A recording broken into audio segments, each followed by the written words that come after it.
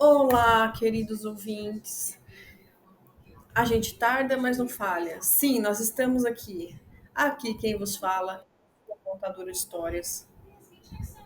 São 10 horas da noite na terça-feira e eu estou fazendo com o maior carinho esse apanhado de histórias que eu recebi por e-mail. Quero agradecer muito a Joana de Jaçanã, é isso, né? Quero agradecer demais a Janaína do Rio de Janeiro. Quero agradecer o Márcio, o Cláudio, que está sempre. Débora, cadê a história? Débora, vou te ajudar. Sim, eu preciso de ajuda, sim. Agora, no final de ano, essa reta final tá bem complicado. Tô com a criança aqui de férias. Pedi para ela baixar um pouquinho as coisas que ela tá fazendo. Que, aliás, ela tá olhando o e-mail, viu, gente? Por favor, encaminhe e-mail para nós. Nós olhamos todos. Ah, por favor, Débora, qual que é o seu e-mail? Então vai, anota aí. Reconstruindo a autoestima, @gmail.com. Não, você não ouviu errado. Reconstruindo a autoestima, @gmail.com.br. Combinado? Coloque pra gente, por favor, a sua história, o seu conto, que eu vou passar por aqui. Minha filha tá rindo, que eu acho que eu errei alguma coisa. Eu gaguejei? Bom, então tá bom. Então vamos lá. Vamos começar então. Eu adorei esse conto aqui. Estava no meio dos contos da Esmeralda e eu não sabia onde eu encaixava. Então vamos começar por aqui. O Jantar dos Estranhos. Em uma noite fria de inverno, Ana entrou no restaurante chamado Luz e Sombra. Restaurante famoso por sua atmosfera misteriosa e pratos exóticos.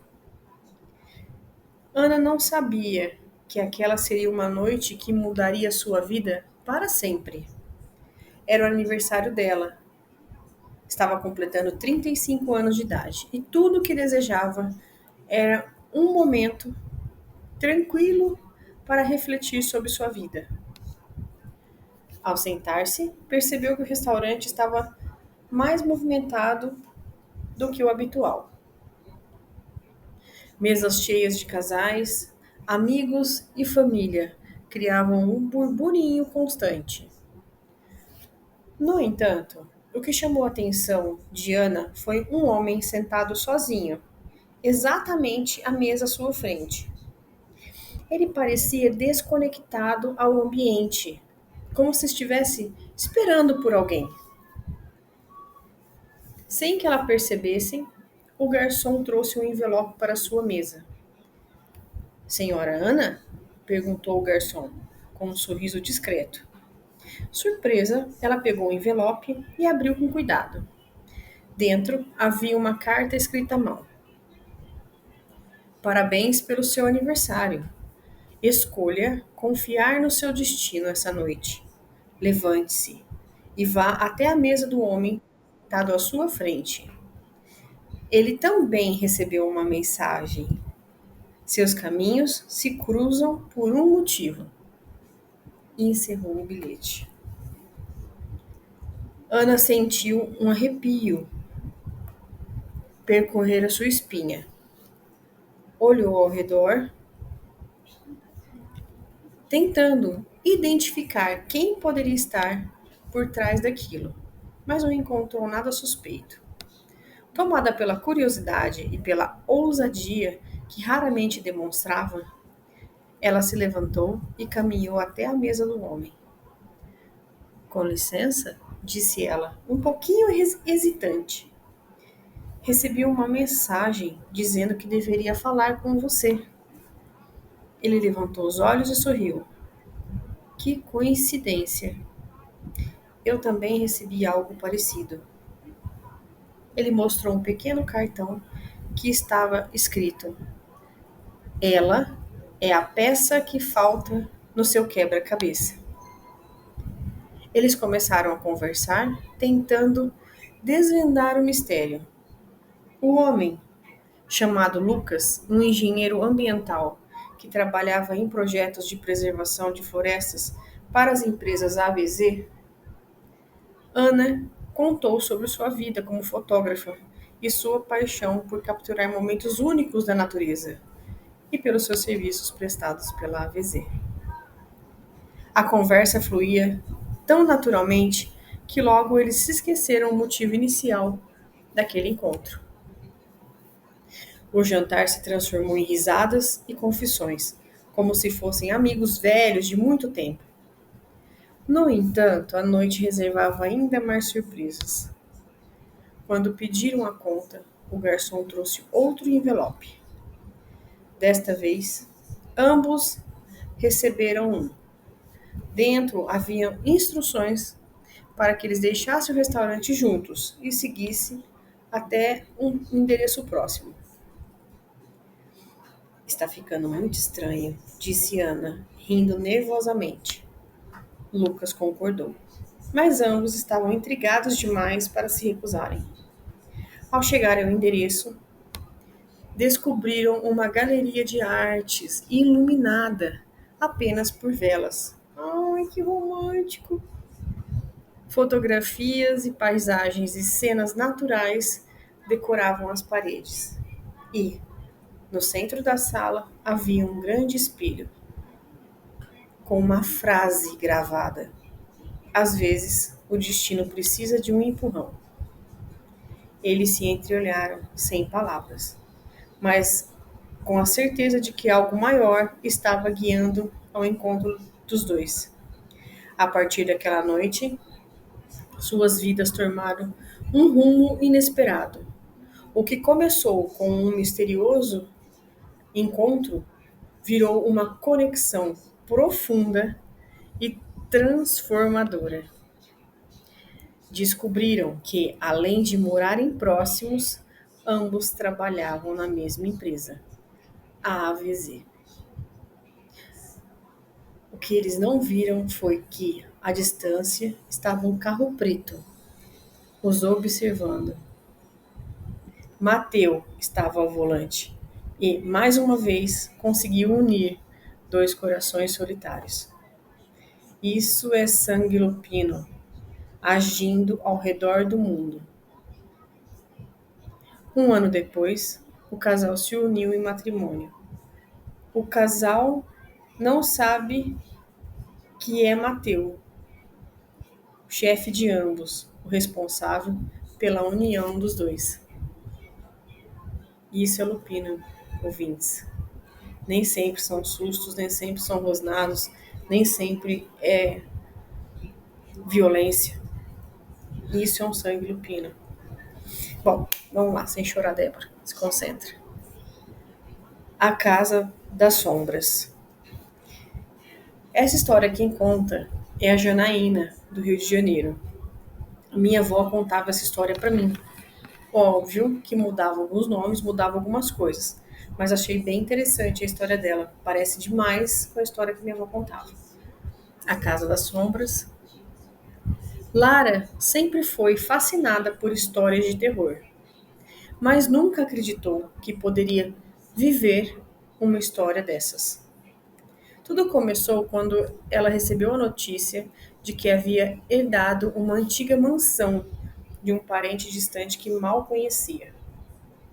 A casa ficava em uma vila isolada, cercada por florestas densas e histórias de desaparecimentos. Animada com a ideia de possuir uma propriedade tão imponente, Lara decidiu passar um final de semana lá para avaliar as condições do lugar.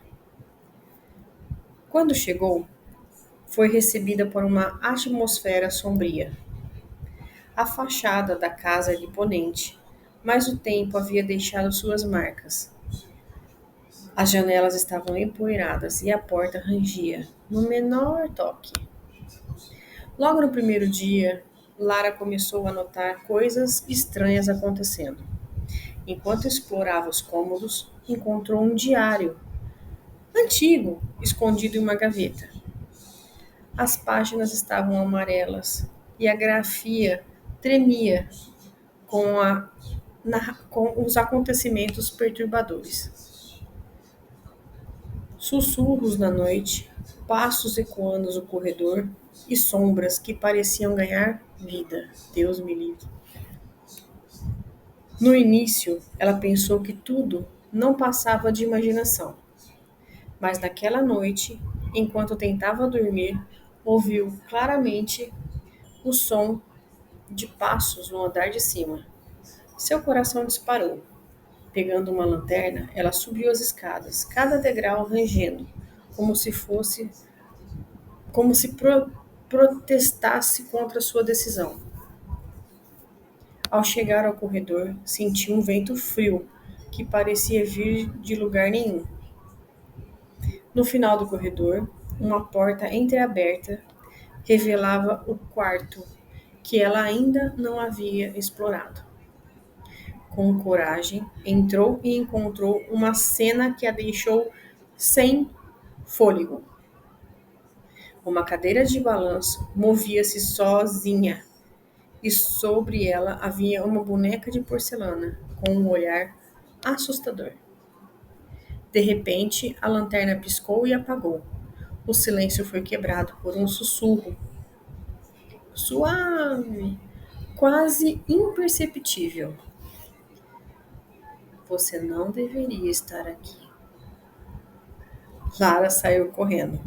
Desceu as escadas às pressas. Decidiu que não passaria nem mais uma noite naquela casa. No dia seguinte, ao amanhecer, ela foi embora deixando a mansão para trás. Mas, enquanto dirigia para longe, notou algo pelo retrovisor. A boneca de porcelana estava no banco de trás, com um sorriso que parecia mais amplo do que antes.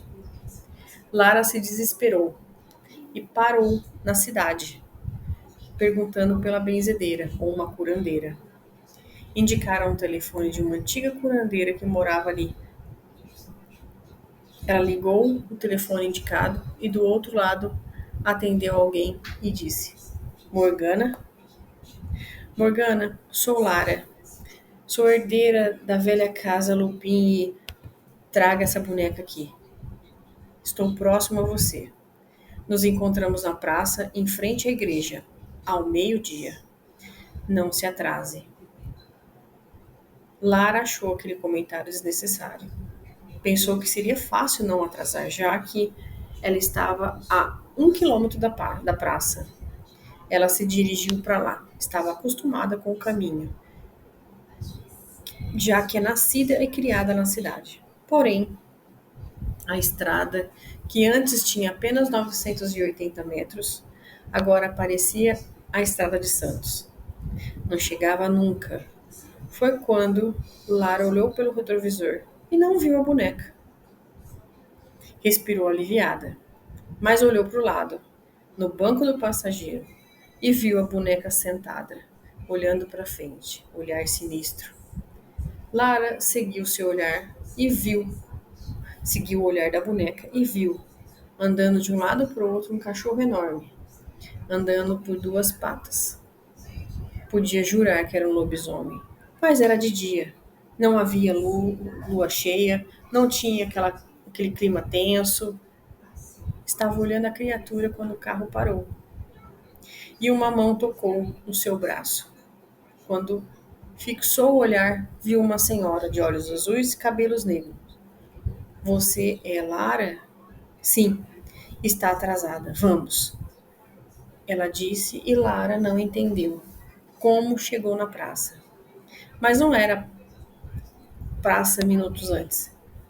Era a estrada. E o lobisomem? Para onde tinha ido? Pensando nisso, Lara saiu do carro, enquanto Morgana pegou a boneca e ambas entraram na igreja, onde o padre já as esperava. Lara seguiu o padre e Morgana que caminharam por trás do altar, entrando em uma porta e descendo em uma escada. Depois de algumas portas, chegaram a uma espécie de depósito, onde deixaram a boneca dentro do armário. E o padre disse: Vamos seguir até a porta sem virarmos de costas para a boneca. E assim fizeram. Seguiram de costas até fecharem a porta. Quando a tranca foi usada, seguiram para o andar de cima. E Morgana finalmente explicou: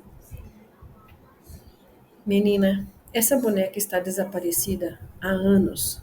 E a última pessoa que foi vista com essa boneca foi o seu avô, um lupino. Essa boneca tem força. É melhor que você esqueça essa boneca. Lara esqueceu a boneca, vendeu a mansão para as empresas AVZ e, junto com a mansão, foi um século de história lupina aos cuidados da maior família lupina em território brasileiro, os Álvares. Pois é, né, gente? Vamos lá, mais uma. O lobisomem de Pedra Moura. Na pequena cidade de Pedra Moura, no interior do Ceará, as noites eram calmas, embaladas pelo som dos grilos e pelo farfalhar do vento entre os galhos secos da caatinga. Gente, isso não é um lobisomem, é o meu cachorro faz. Ah, é meu cachorro, tá? Ele é bonzinho. Então vamos lá, desculpa, gente, vamos de novo. Na pequena e pacata Pedra Moura, no interior do Ceará, as noites eram calmas, embaladas pelo som dos grilos e pelo farfalhar do vento entre os galhos. Porém, tudo mudou numa noite de lua cheia, quando a primeira tragédia aconteceu. Seu Jaime, um velho conhecido da cidade, por sua criação de cabras, acordou na madrugada ao som de um barulho agudo e desesperado. Ao correr até o curral, encontrou uma cena aterrorizadora. O cercado foi destruído e suas cabras mutiladas, espalhadas pelo chão. No centro do caos, marcas de garras enormes foram gravadas na terra batida.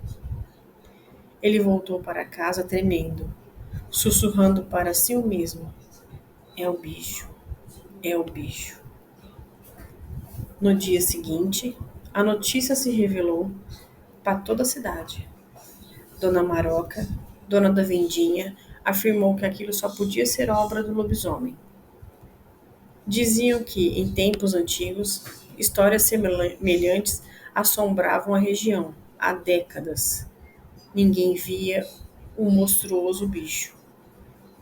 Os mais céticos riam, dizendo que talvez fosse um cachorro bravo ou até uma onça desgarrada. Mas, à medida que as noites de lua cheia avançavam, o terror se repetia. Gados e cabras eram encontrados mortos, com sinais de algo grande e forte. Os moradores começaram a evitar sair à noite, e a tranquilidade de Pedra Moura foi resgatada por medo de desconfiança. A casa do jovem João Pedro foi uma das últimas no limite da cidade, próxima à mata. Ele havia ouvido recentemente de Fortaleza, onde trabalhou como mecânico, e foi visto como um herói local por seu espírito destemido. Quando seu cachorro Dingo desapareceu nas noites sangrentas, João decidiu enfrentar a criatura. Ele passou dias investigando, seguindo pegadas que terminavam no rio seco, que cortava a Pedra Moura. João encontrou uma caverna por escondidos e pedras. O cheiro era forte, uma mistura de carne podre e terra úmida. Dentro, pedaços de animais despedaçados estavam espalhados e marcas profundas riscadas na parede da caverna. Ele não viu o lobisomem naquela noite, mas sabia que estava em algum lugar observando, matutando o seu próximo ataque. Afinal de contas, a caverna era o seu covil. Na cidade, uns disseram que o lobisomem era alguém da cidade, talvez uma maldição passada de geração em geração. Outros afirmavam que era um espírito maligno vindo para punir os moradores pelos pecados antigos. As suspeitas chegaram a recair sobre os mais reclusos, como Dona Cida, uma viúva que morava sozinha, e até mesmo o próprio João Pedro, por sua determinação. Na noite de lua seguinte, era lua cheia. João Pedro armou um plano. Ele e um grupo de amigos corajosos prepararam armadilhas e cercaram a área próxima à caverna. Armados com facões, estilingues e coragem forjada no desespero, aguardavam o ataque do lobisomem. Por volta da meia-noite, ouvimos passos pesados e um rosnado profundo que fez a terra vibrar. O lobisomem surgiu sob a luz da lua prateada, um ser enorme, com olhos estendidos como fogo, e um corpo coberto de pelos negros e emaranhados. Suas garras eram tão afiadas quanto facas, e o cheiro de enxofre estava fortíssimo mesmo à distância. O confronto foi terrível.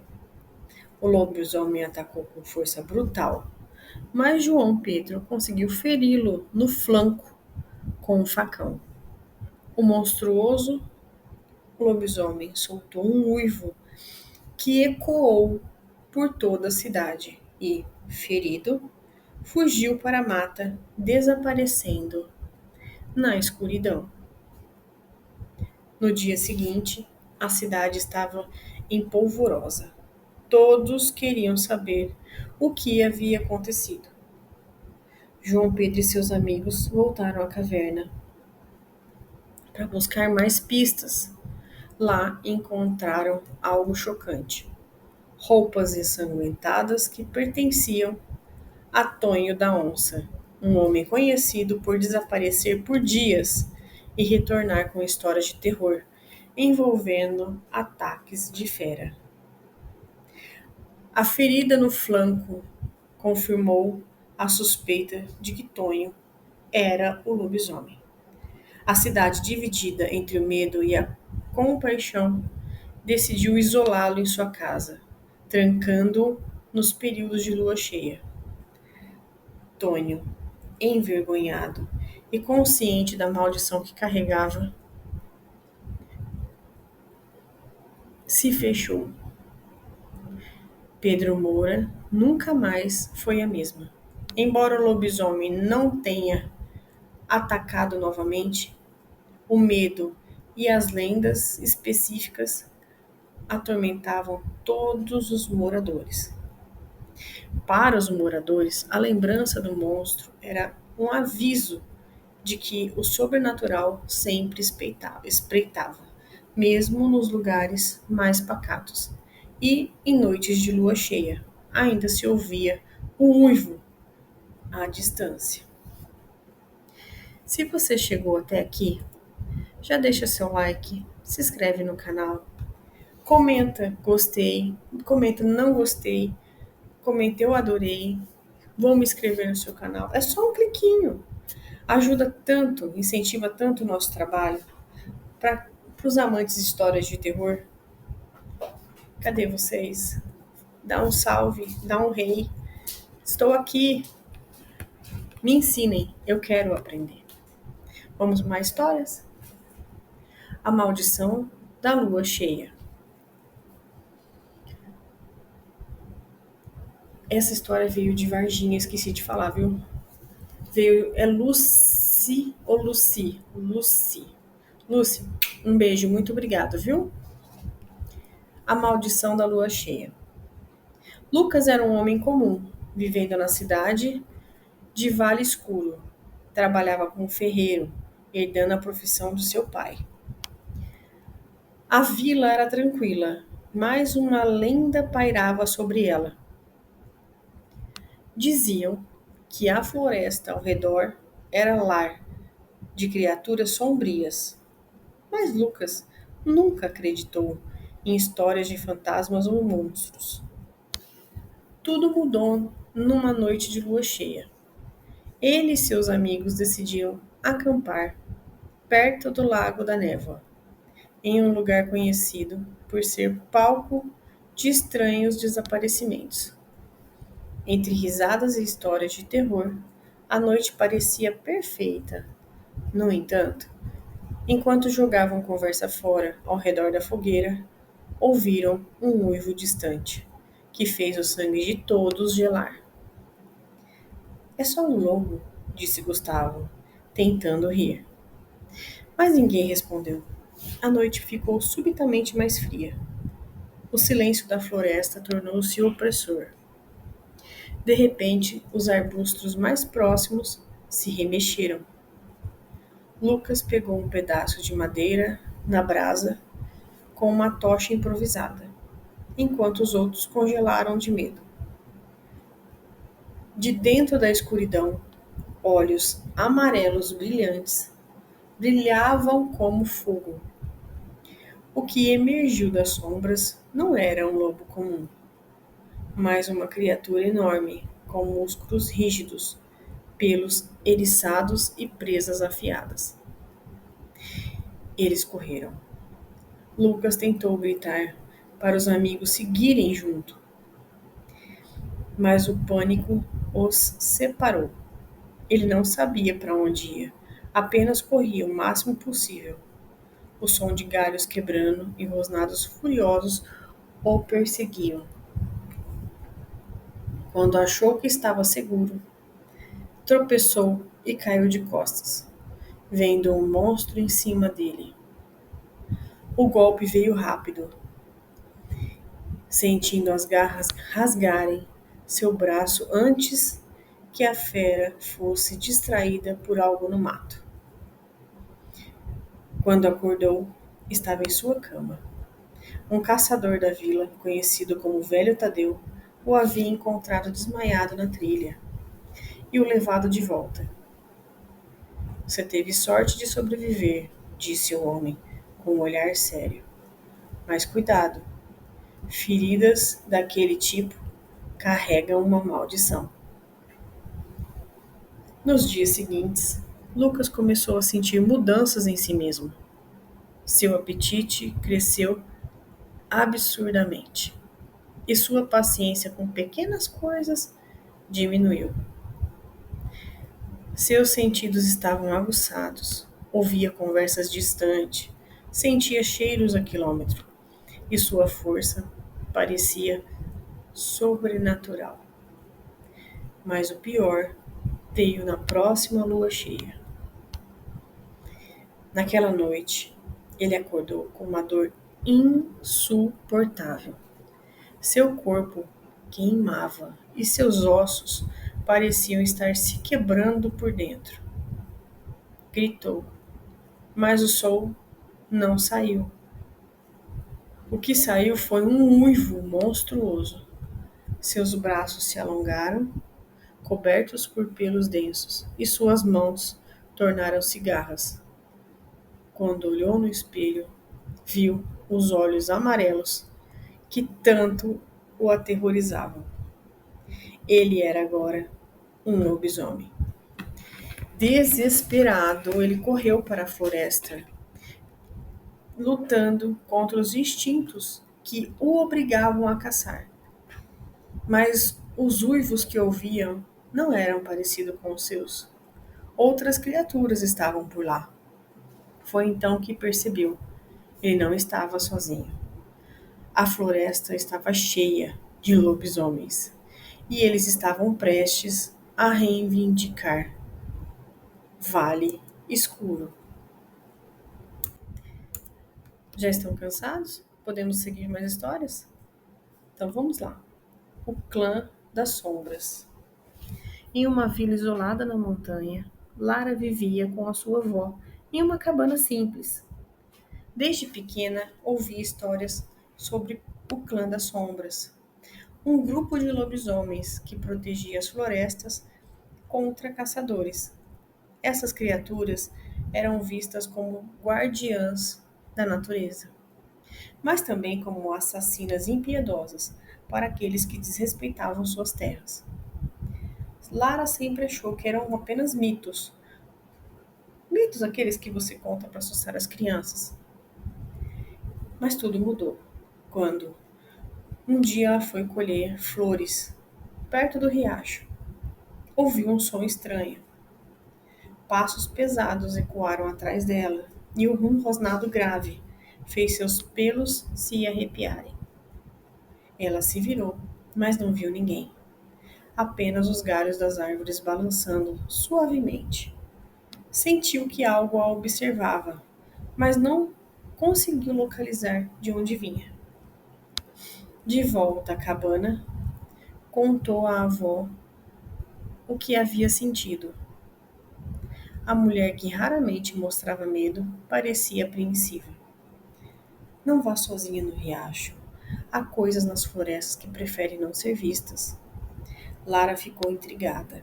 Decidiu, em segredo, voltar ao mesmo lugar no dia seguinte, mas dessa vez armada com uma faca pequena, mas mesmo assim uma faca. Quando chegou ao riacho, encontrou marcas profundas no solo, pegadas grandes, como a de um lobo, mas muito maiores. Estava inspecionando as marcas quando ouviu uma voz rouca. Você não devia estar aqui. Lara girou rapidamente e encontrou um homem alto, de aparência selvagem. Seus olhos brilhavam em um tom dourado. Ele usava roupa simples, mas sua presença, só a sua presença já era intimidadora o suficiente. Quem é você? Ela perguntou, tentando soar corajosa. Meu nome é Kael. Sou o líder do clã das sombras e você invadiu nosso território. Antes que ela pudesse responder, um uivo soou ao longe. Outros homens e mulheres surgiram das árvores, todos com olhos brilhantes, como os de Kael. Um deles se aproximou, sussurrou algo que Lara não conseguiu ouvir. Kael então fez um gesto para que ela o seguisse. Relutante, ela os acompanhou até uma clareira escondida. Lá, eles revelaram a verdade. O clã das sombras não era apenas uma lenda. Eles eram protetores da floresta e guardiões de um segredo antigo. Lara, porém, tinha algo especial. Seu sangue carregava um elo com os lobisomens.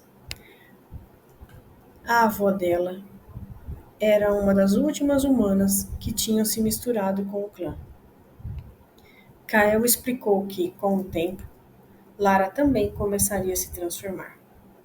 A lua cheia despertará seu verdadeiro eu, disse ele, mas precisará escolher ser uma de nós ou resistir, arriscando perder o controle.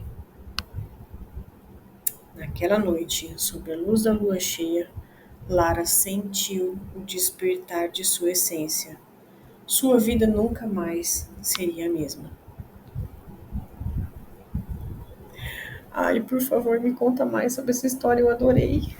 Quero saber o que aconteceu com Lara. Não acaba agora não, por favor. Sacanagem, né? Vamos lá, mais uma história. Fica aqui meu protesto, viu? Noite de caçada. Diego era um caçador experiente. Durante anos perseguiu e eliminou criaturas que os humanos consideravam ameaças. Porém, nada o preparou para o encontro em uma vila remota chamada Vale Cinzento. Eu conheço o Vale Cinzento, gente. A aldeia vivia em medo constante. Os animais desapareciam e corpos mutilados eram encontrados nas redondezas. Quando Diego chegou, foi recebido com a última esperança. Os moradores descreveram a criatura como um enorme lobo que caminhava como um homem. Ele sabia que enfrentaria um lobisomem, Mas o que não sabia era que estava prestes a caçar algo muito mais perigoso. Eita! Na primeira noite, Diego armou armadilhas ao redor da vila. Ficou escondido em uma torre de vigia, esperando o ataque. À meia-noite, ouviu passos pesados e rosnado. Olhou pela mira de sua arma e viu uma sombra enorme entre as árvores. Seguiu a criatura silencioso, mas perdeu-a de vista. De repente, sentiu um impacto violento. Algo o atacou pelas costas, jogando-o no chão. Ele rolou, disparando cegamente, mas a criatura era rápida demais. Quando conseguiu se levantar, o lobisomem estava à sua frente, olhos vermelhos e presas afiadas.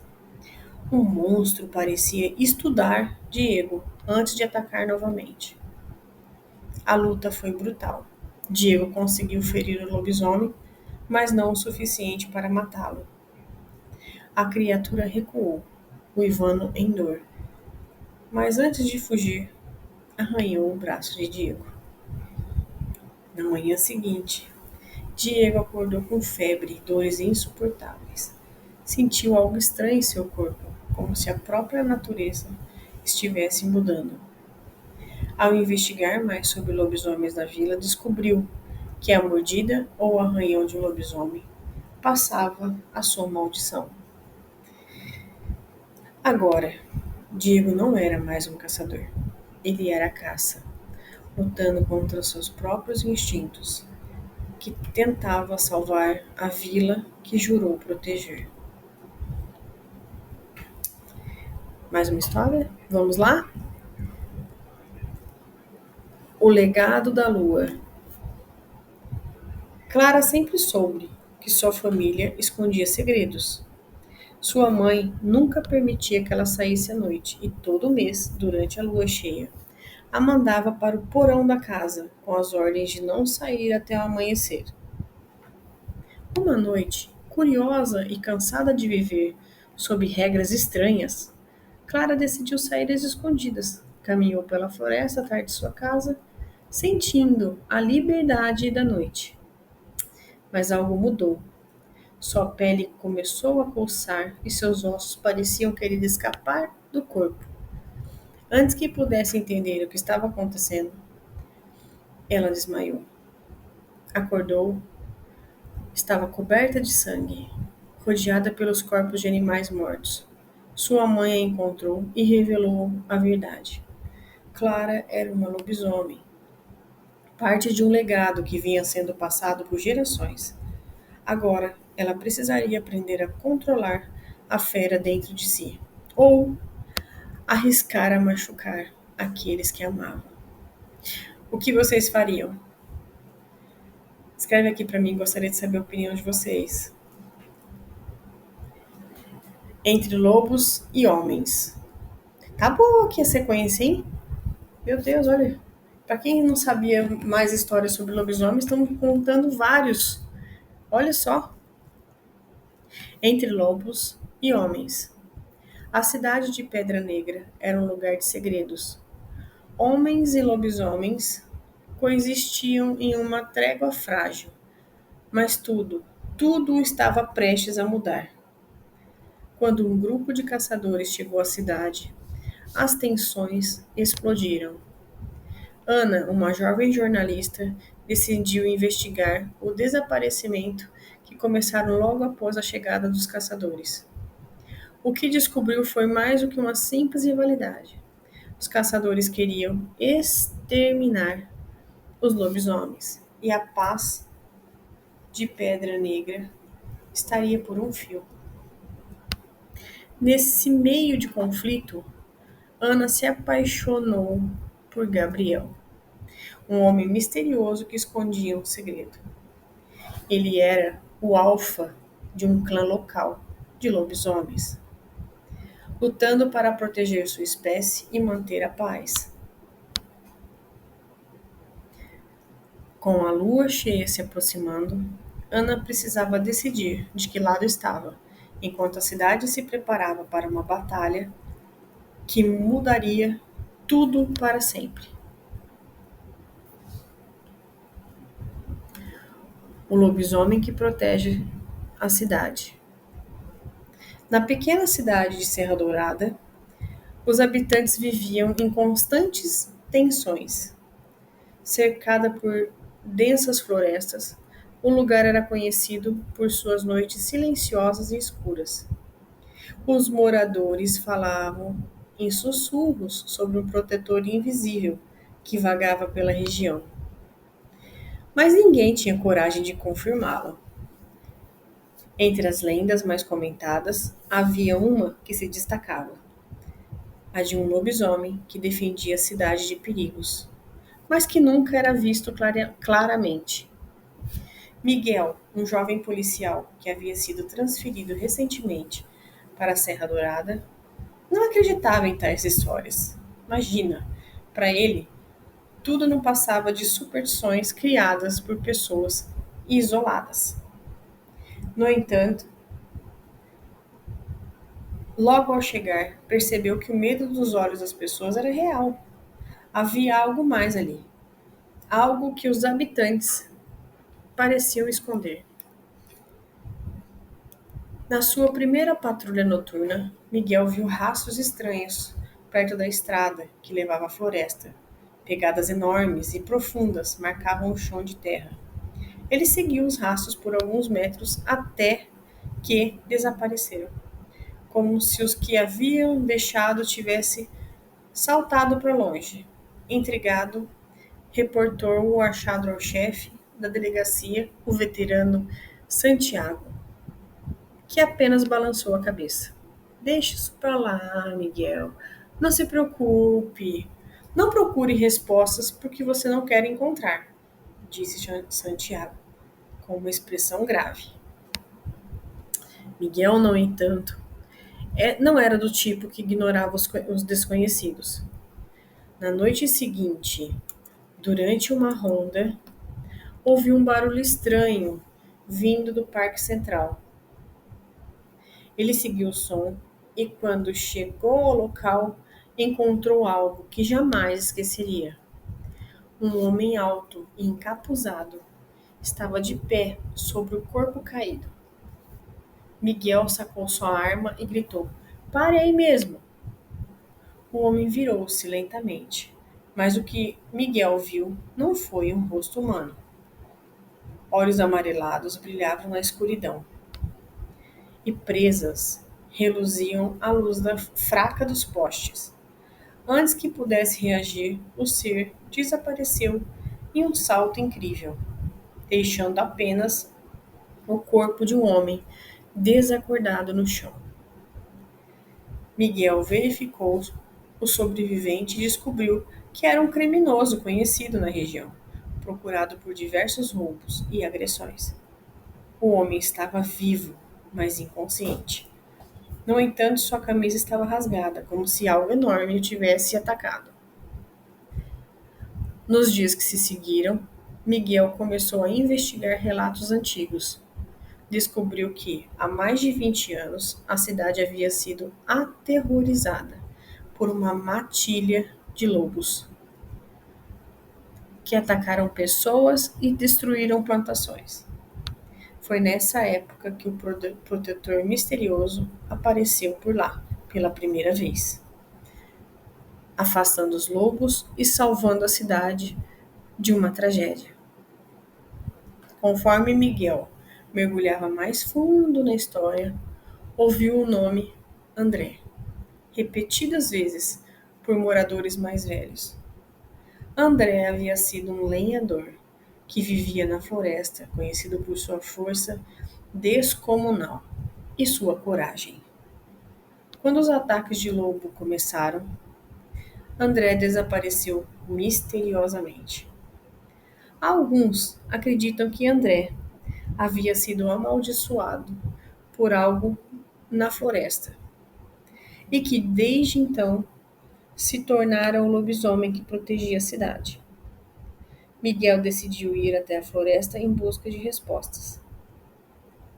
Levou uma lanterna, uma arma e um velho mapa que encontrou nos arquivos da delegacia. Quanto mais fundo ia, mais sentia que algo o observava. Galhos estalavam, folhas se moviam sem o vento, e o silêncio era quase insuportável. De repente, um uivo profundo cortou o ar. Miguel girou a lanterna, iluminando uma figura enorme entre as folhas. Era ele, um lobisomem. Mas, em vez de atacar, a criatura apenas o encarava. Seus olhos brilhavam, pareciam avaliar Miguel antes que pudesse fazer algo. Ouviu tiros vindo de outra parte da floresta. Miguel correu na direção dos disparos e encontrou um grupo de homens armados, cercados com um caminhão. Contrabandistas estavam carregando armas e caixas de mercadoria ilegal. Quando perceberam a presença de Miguel, começaram a atirar. Miguel se protegeu atrás de uma árvore, mas estava em desvantagem. Foi então que o lobisomem surgiu, avançando contra os criminosos. E ele era rápido, feroz e letal.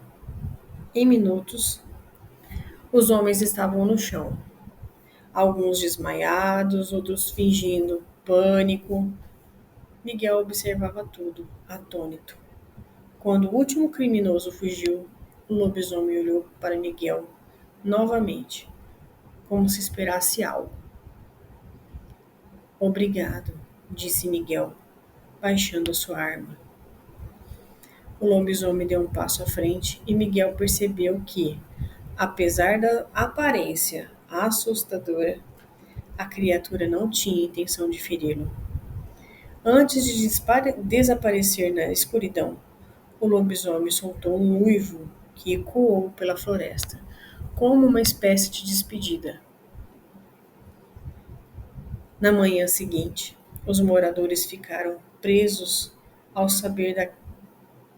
surpresos ao saber da captura dos contrabandistas. Quando Miguel contou o que havia acontecido, ninguém ficou surpreso com a parte do lobisomem. Ele protege a cidade como sempre fez, disse Santiago, com um sorriso. E Miguel finalmente entendeu. O lobisomem não era um monstro, mas um guardião. A partir daquele dia, ele decidiu respeitar o mistério e a lenda, sabendo que Serra Dourada tinha um único protetor, um protetor que não pedia nada em troca. E é isso. Nosso apanhado de histórias termina nesse momento. Espero que tenham gostado. Vou pedir mais uma vez, deixe o like de vocês, se inscreve no canal, deixe sua opinião por aqui, é muito importante para nós. Estamos encerrando aqui às 11 horas, eu espero que até a meia-noite no máximo esteja já disponível para vocês assistirem, tá bom? Um grande beijo.